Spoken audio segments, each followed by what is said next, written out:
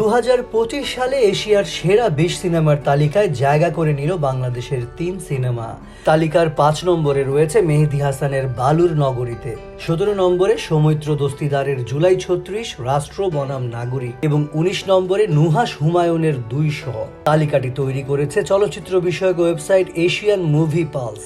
Asian সিনেমাকে আন্তর্জাতিক অঙ্গনে তুলে ধরতে 2009 সাল থেকে কাজ করছে এশিয়ান মুভি পালস। মূলত চলচ্চিত্র সমালোচনা, ফেস্টিভ্যাল কাভারেজ, সাক্ষাৎকার সহ নানাভাবে এশীয় সিনেমার প্রচার করে। এই প্ল্যাটফর্ম 2019 সাল থেকে এশিয়ার সেরা সিনেমার তালিকা প্রকাশ করে। বৈচিত্র্যময় শৈল্পিক গল্প, উপস্থাপন কৌশল, আন্দোলন ও সাংস্কৃতিক পটভূমির গল্প, উৎসব কেন্দ্রিক আলোচিত এশিয়ার সিনেমা থেকেই তৈরি করা হয় এ তালিকা।